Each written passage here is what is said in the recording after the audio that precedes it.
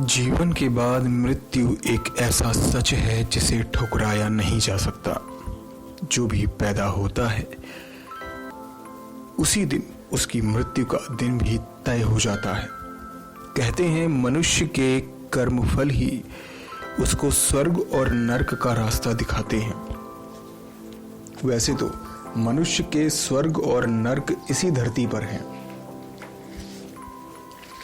अगर व्यक्ति अच्छे कर्म करेगा तो उसको इसी जन्म में भोगेगा, और वहीं अगर वह बुरे कर्म करेगा तो भी उसको इसी जन्म में अपने बुरे कर्मों का फल भुगतना होगा। आइए जानते हैं कि अगर इंसान की जीवात्मा यमलोक जाती है तो क्या होता है उसके साथ। ऐसा माना जाता है कि कर्मों के आधार पर यह निर्णय होता है कि कौन स्वर्ग जाएगा और कौन नरक। दुनिया में मानव जीवन में रहकर अच्छे कर्म करने वाले लोग स्वर्ग जाते हैं और बुरे कर्म दूसरों के साथ अमानवीय व्यवहार करने वाले नरक भोगते हैं।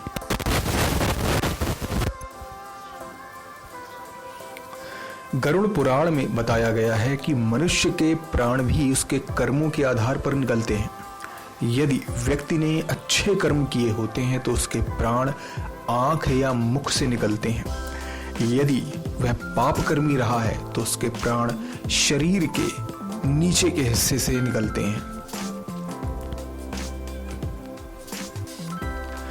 गरुड़ पुराण के अनुसार जिस व्यक्ति की मृत्यु होने वाली होती है उसे लेने यमदूत आते हैं। कहते हैं यमदूत देखने में अति भयानक होते हैं। एकदम काले खुले बाल, क्रोध से लाल आंखें और भयानक मुख, और इनके हाथों में होता है पाश दंड। कहते हैं जब जीवात्मा निकलती है तो वे इस पाश दंड से उसको बांधकर घसीटते हुए यमलोक ले जाते हैं।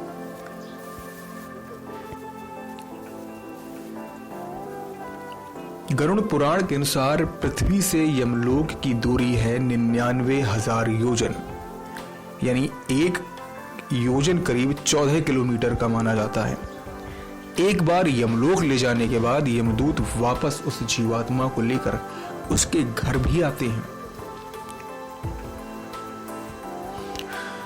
यमराज अपने दूतों को आदेश देते हैं कि वह जीवात्मा को वापस उसके घर पृथ्वी लोक पर ले जाए, जहां आने के बाद जीवात्मा अपने शरीर को मृत पड़ा हुआ देखती है और परिजनों को विलाप करते हुए जीवात्मा अपने शरीर में फिर से प्रवेश करने का प्रयास करती है, लेकिन असफल रहती है।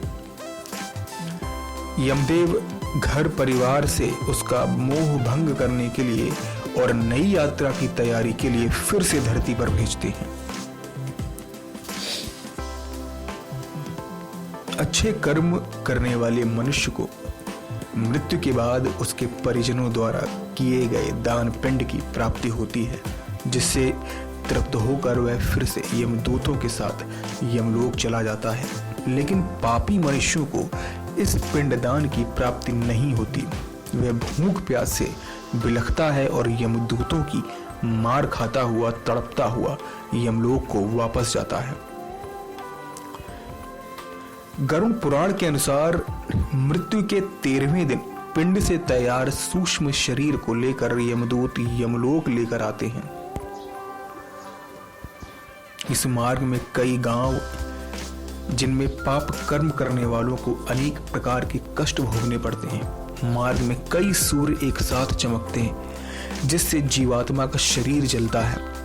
इस मार्ग में तलवार के समान पत्तों वाले वृक्ष और खाई हैं जिनमें कष्ट भोगता हुआ जीवात्मा यमराज के दरबार में पहुंचता है, और उस दरबार में पहुंचने के बाद उसके सभी पाप कर्मों का लेखा जोखा चित्रगुप्त के पास होता है, और जितने पाप कर्म का लेखा जोखा अधिक होता है यमलोक उन्हीं पाप कर्मों के आधार पर उस जीवात्मा को दंड देते हैं।